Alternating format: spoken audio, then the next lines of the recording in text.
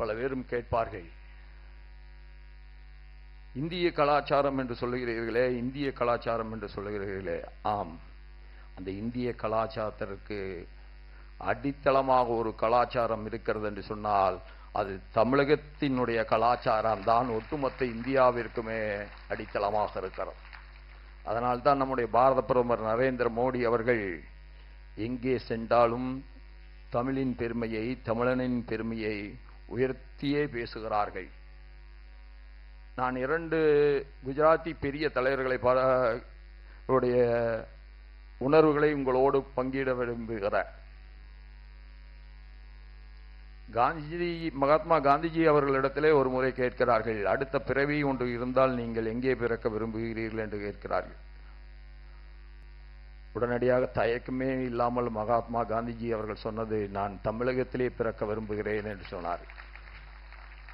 அதேதான் நரேந்திர மோடி அவர்களும், எனக்கு தமிழ் தெரியவில்லை, மீண்டும் எனக்கு ஒரு பிறப்பு இருக்கும் என்று சொன்னால் நான் தமிழ் மண்ணிலே பிறந்து தமிழனாக பிறக்க வேண்டும் என்று சொன்னார்.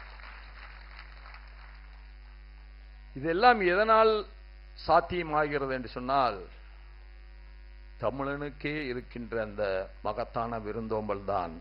வந்தாரை வாழ வைக்கின்ற, வந்தாரை அரவணைத்து அவனுடைய சிறப்புகளுக்கு மேலும் சிறப்பு சேர்க்கின்ற ஒரு மகத்தான குணம் உலகத்தில் ஒரு இனத்திற்கு உண்டு என்று சொன்னால் அது தமிழ் இனத்திற்குத்தான் உண்டு.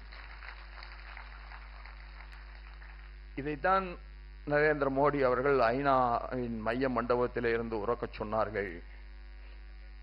ஏதோ காரல் மார்க்ஸ் தான் முதலாக உலகம் ஒன்று என்று சொன்னவர் என்று யாரும் கருதி விடாதீர்கள்.